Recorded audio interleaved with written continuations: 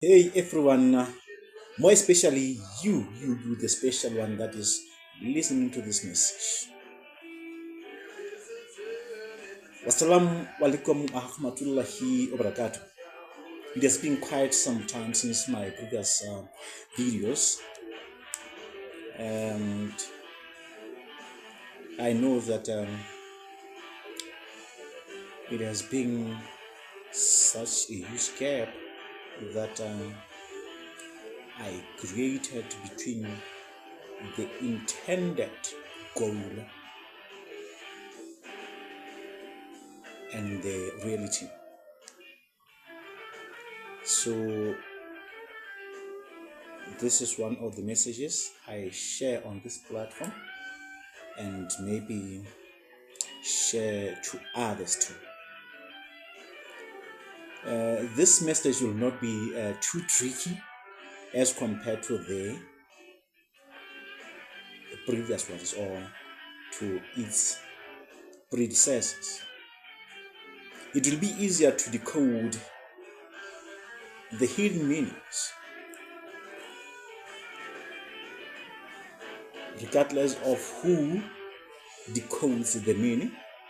It will be easier. However, it does not mean that message will be liked by everyone, as it is the common cause that the natural law influences every message, ideology, concept, movement, or anything to have at least two different views. If it was money, it would answer of everything. As we know that Solomon says, money answereth everything. Why is it that I know that this message will not be liked or favored by everyone? The answer is straightforward. It is the way of life. When I say it is the way of life, someone thinks of the quote in Revelation that says that the Antichrist will highlight religion as the way of life. Rabbi Jonathan Sachs is right by saying that if you dismiss the view that is contrary to the stated or standard, you are impoverishing the entire culture. Therefore, every cult must look at views in different angles. Let me adjust this screen a bit maybe.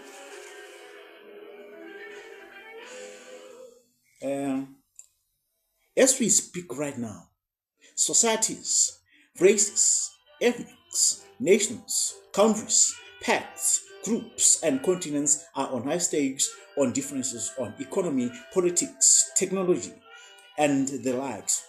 Some even resort to violence. There will never ever be anyone on earth that will have a concept that will be hated by all. There will never ever be anyone on earth that will be liked or followed by every person or creature per se. I know some may say I am Antichrist. Let's look at this message in few different ways, as I'll show as I continue. According to the glorious Quran, deity assigns opposition against every prophet. Let me quote it directly.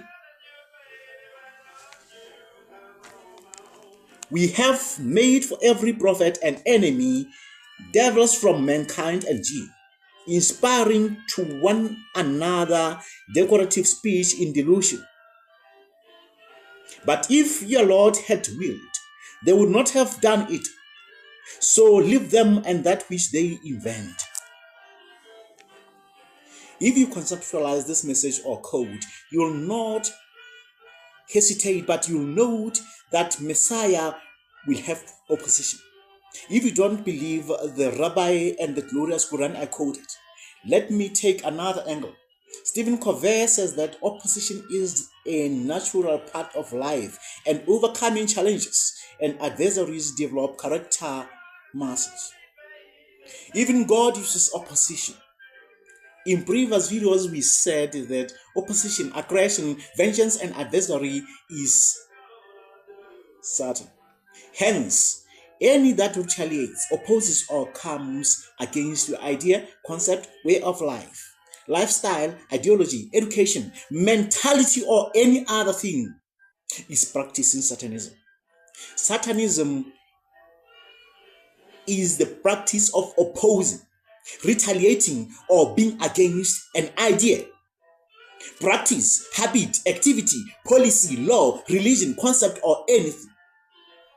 When a pastor, priest, teacher, parent, leader, senior, child, junior, sibling, spouse, friend, governor, imam, rabbi, or anyone opposes your thoughts, actions, lifestyles, and so on, he or she is practicing Satanism. Yes. If you oppose them, you practice Satanism too, of course. Now that I said this, you realize that everyone practices Satanism, even if they call it by other names such as assertiveness, standing up for your rights, advocacy, freedom fighting, vocal, or any other sugar-coating names. From today onwards, whenever someone pinpoints, spotlights, blackmails, gaslights, scapegoats, blames someone to be Satanist, that accuser is already practicing Satanism. In fact, one other name that substitutes Satan is what? Is accuser. Every time you read Isaiah 59 from beginning to the end, that is from verse 1 to the end. Don't be scared of the Bible. Read it. We have the Bible to read. Any version is still okay, even if it is Anthony version. Read that from your angles, like in cardinal points. As the Bible says that there are gatekeepers of 4 gates: south, east, north, and the west. And those gatekeepers have princes. You know. They have leaders here. You know even better than me. Yeah. If you read it carefully, you'll realize that God practices Satanism, especially in verses 17 to 19. Remember that whenever you feel like you need to oppose this message, you are experiencing the spirit of Satanism. This year of 2026 marks 20 years of my enlightenment. Yes, I started in 2006. Since then, I was given some dreams and visions about some people, places, events, and directions. Once I mentioned that I had visions and dreams, some associated them with hallucinations and mental distortions. And some psychologists and psychiatrists assume that spiritual dreams and visions are hallucinations or spiritual, in fact, mental problems. When you oppose the existence of spiritual dreams and visions, you are opposing the notion of the prince of the earth that comes with the life, spirit, light, and enlightenment. Therefore, you are practicing Satanism in your own cults of psychiatrists. We love all princes over gatekeepers of our societies from all angles, whether you think of south, east, north, and west, just like we see in the Isaiah code that west is there or not. Some people expect you to know what they know the way they know it, but it will never be like that to everyone, because two people are not entirely similar. Even identical twins are not entirely identical. I have a lot to say, but I realized that as I go on, I had meanings deeper, yet I said this message is going to be less trickier. Let me tell you something that you might have not heard. You may have not heard. Something that you may hear for the first time. Jesus said that Peter would forsake him, would reject him, would deny him at his last hour. But Peter opposed the message given by Jesus. He said he will never do that. So it is clear that Peter practiced what we already mentioned. As if that was not enough, Peter denied to be crucified like Jesus, but wanted another way. But some people take him as a hero. But let us look at this. Let us look at this. Which day is marked for remembering or commemorating Judas Iscariot? None maybe. But Judas did not oppose direct instructions given by Jesus of betraying him. Judas gave Jesus fish, not a snake. But Judas is substituted. Why? The answer is in Isaiah 59. The answer is in Isaiah 59. Yes, I'm saying this because it is a common cause that people do what favors them. Let me not take long. Because my intention is not to have long message today, so that you will try to understand the previous videos which were earlier made trickier. Of course, it is intentional, because we don't have to give everything directly as it is. Some things are supposed to be hidden for some moment at least. I am not the pastor, I'm not a priest, and I will never be one. But I will highlight you here and there from either path. Yes. Why am I talking about either path? Because Moses was told to be at the center, not to take left the other way or right the other way. Yeah, he was not supposed to take sides, you understand? Even though he was supposed to balance them as he was supposed to balance them, because they are necessary in society. They are all necessary. They are all necessary. All of them are necessary. In fact, everything that we see is one and the same thing. But the problem is that we look at the containers instead of the content. The content is the same. Water. Containers are different. Yeah, containers are different, but water. Containers are different, but water. In my culture, they say, I'm going to quote this phrase well.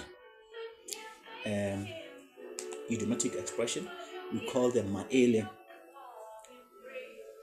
O senyatsi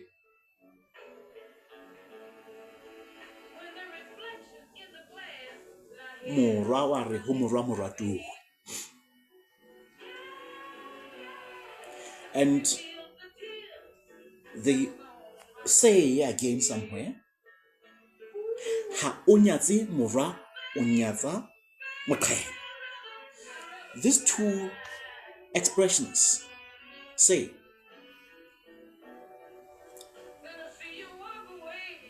what you hate is not the content itself.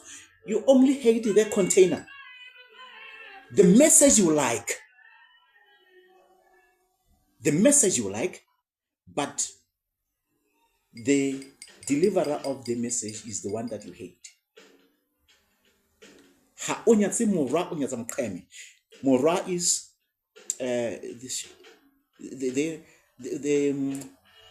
the people that once lived in our societies around, of course, a long time ago. They were called the sons. They were short. So people that were not like them, they wouldn't like them much, of course. So the houses of these sons were called Mekhem. So when they say what you hate is not the person himself, it is the house. they say you don't hate the bearer of the, you don't, in fact, I'm sorry, you don't hate the message itself, you hate the deliverer or the messenger. And Mushasha would say, that is, you wouldn't oppose the message itself. So be careful.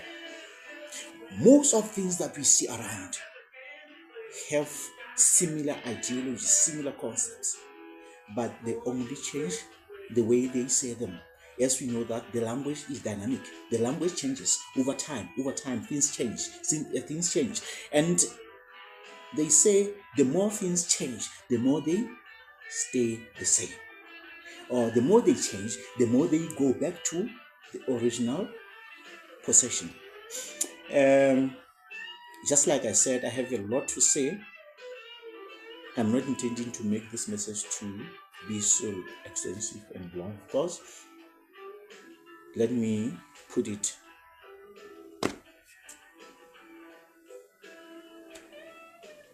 here where it is. Once again, don't be deceived into thinking that I know what I'm talking about, but be friendly unto me, for I am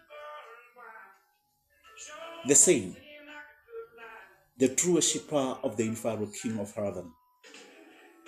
Shalom. Shem Hanfos.